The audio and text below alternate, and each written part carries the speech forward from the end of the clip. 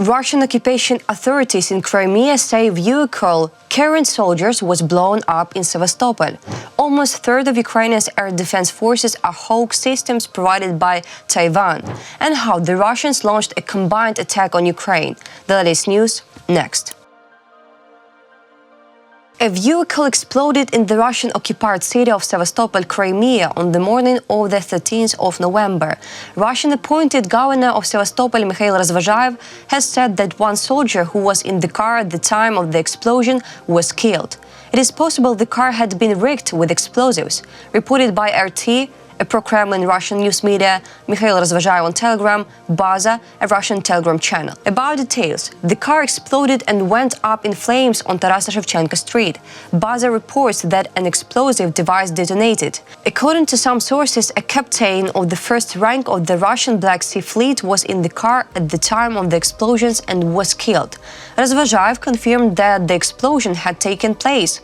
He said that the driver was inside when the car exploded. The driver was evacuated and taken into paramedics' care, but could not be saved. He died from his injuries. The man killed in the attack was a military man. The cause of the explosion is to be established by investigators, but it is obvious that the possibility of sabotage cannot be ruled out, Razvozhaev said. The Russians launched a combined attack on Ukraine on the night of the 12th to 13th of November, firing cruise and ballistic missiles and almost 100 Shahed attack drones, reported by Ukrainian's Air Force. In total, the Air Force's air surveillance troops detected 96 air attack assets, excluding aerial bombs. Two S-300 anti-aircraft guided missiles launched from Russia's Kursk Oblast to attack Ukraine's Sumy Oblast. Two Kh-101 cruise missiles launched by two 95MS strategic bombers from the Caspian Sea in Russia. Two Iskander MKN-23 ballistic missiles launched from Russia's Voronezh Oblast. 90 Shahed attack UAVs and unidentified drones launched from the Russian cities of Kursk, Primorsko-Akhtarsk and Oryol. As of 10 a.m., it was confirmed that two Ha-101 cruise missiles, two Iskander MKN-23 ballistic missiles, and 37 enemy UAVs had been downed in Kiev, Poltava, Zhytomyr, Sumy, Cherkasy, Zaporizhia, Chernihiv and Kirovograd regions. About details, it was reported that 47 Russian drones disappeared from radar in different regions of Ukraine and two UAVs left Ukrainian airspace in the direction of Belarus and Russia. The Air Force also reported that two drones were still in the air. Background. Kiev authorities reported that the Russians launched a missile and drone attack on the city of Kiev and Kiev region on the night of the 12th of November and on the morning of the 13th of November, which resulted in one person sustaining injuries and a warehouse catching fire. Taiwan has transferred its surplus batteries of HAWK air defense systems to the Ukrainian Air Force. Forbes suggests that the HAWK systems could make up almost a third of Ukraine's air defense forces. Reported by Forbes, citing former Pentagon official Tony Hu on the RJ War Room YouTube channel. About details, the publication writes that Hu's words confirm reports from 2023 hinting at a U.S. brokered air defense deal between Taiwan and Ukraine. Taiwan's MIM-23 homing all-the-way killer missiles, as well as their launchers and radars, complement the HAWK systems provided to Ukraine by the United States and Spain. In total, Ukraine can deploy up to 15 Raytheon HAWK batteries, each with at least 6 launchers with 3 missiles and corresponding radars.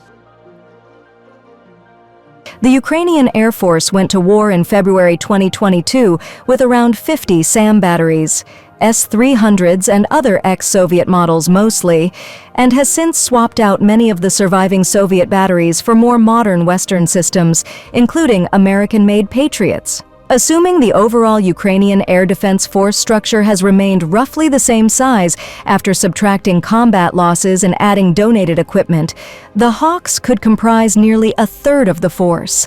Taiwan isn't a vocal supporter of Ukraine's war effort, but it is a significant one.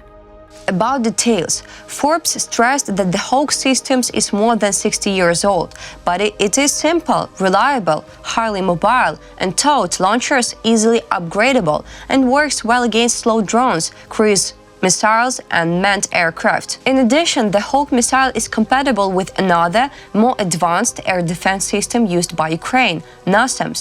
As recently as the summer of 2023, US officials were reportedly in talks with their Taiwanese counterparts to buy back about a dozen HAWK batteries, about 100 launchers in total from Taipei, which the Taiwanese armed forces began to decommission in 2015 and replace with locally developed systems and imported NASAMS. At that time, a large batch of HAWKs was expected to help Ukraine solve the issue created by the inevitable depletion of missiles for the former Soviet S-300 and Buk missile systems.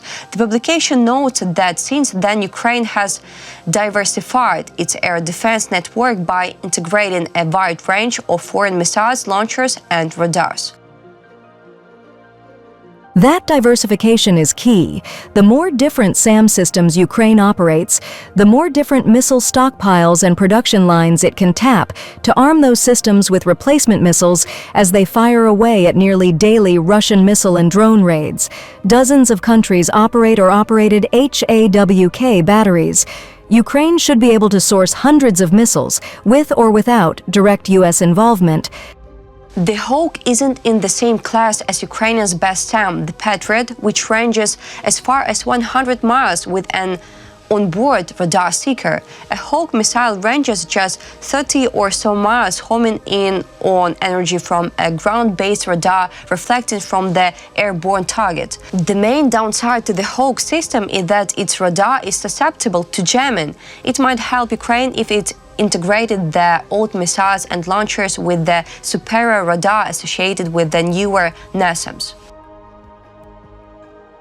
US on what determines effectiveness of DPRK troops in war against Ukraine. North Korean troops have begun participating in combat operations in the Kursk region.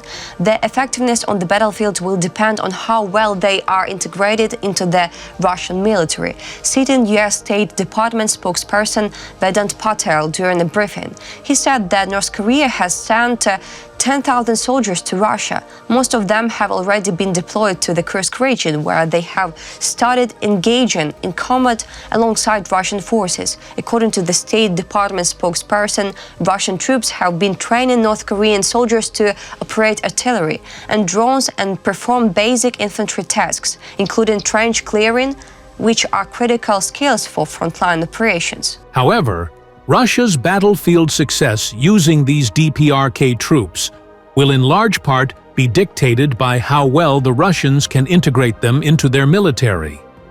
Some of the challenges they would need to overcome are interoperability, the language barrier, command and control, and communications.